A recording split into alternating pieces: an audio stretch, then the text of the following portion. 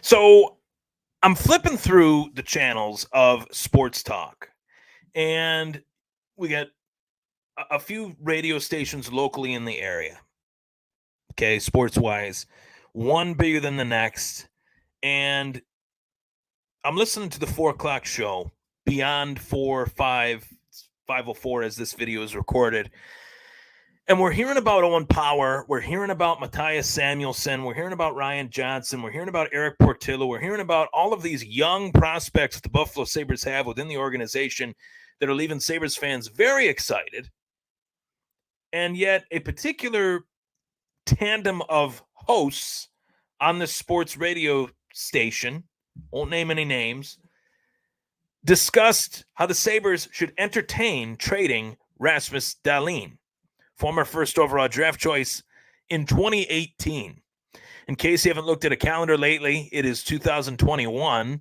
Rasmus Dahlin was the first overall selection 3 years ago. Rasmus Dahlin is 21 years old. He was 18 when he was selected as the first overall draft choice by Jason Botterill, the then GM of the Buffalo Sabres, after the Sabres won the 2018 NHL draft lottery. And I watch every Sabres game. I cover the team now for the Hockey Writers, writing articles covering the team. And I know for a fact Rasmus Dahlin has struggled in moments this year. He hasn't been the defenseman that I thought he would be by now, that probably you thought he would be by now. But that does not necessarily mean that he should be traded. I think it is a over-exaggeration, and it would set the Sabres back even further than they already are if we somehow even entertained the concept of trading Rasmus Dahlin. Rasmus Dahlin, despite his struggles, is still one of the up-and-coming defensemen in the league. There is a lot to like about Dahlin's game, more to like about it long-term than there is to not like about it long-term. He's 21 years old, playing for his second or third different head coach, third or fourth different defensive coach in terms of positional coach. I think that is ridiculous. And part of what I look forward to in the future, outside of the names that I mentioned from the top of this little segment here in this little video, is Dahlin's progression under Donnie Granato, which we have seen that. Dahlin is a better player this year than he was last year. He's a better player this year than he was 2 years ago. He was a better player last year under Granato than he was under Kruger. He's getting better. But the problem with the Sabres is that they need consistency at the top meaning the head coach.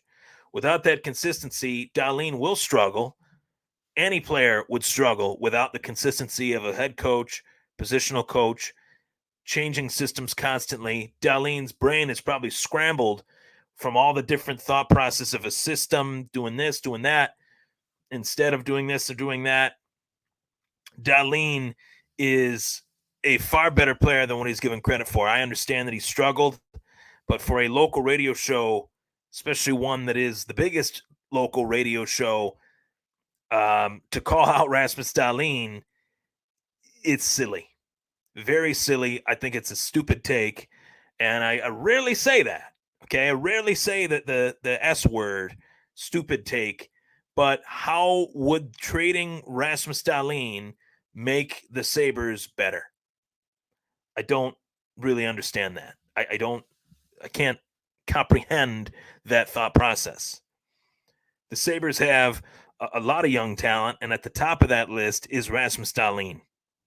That's it.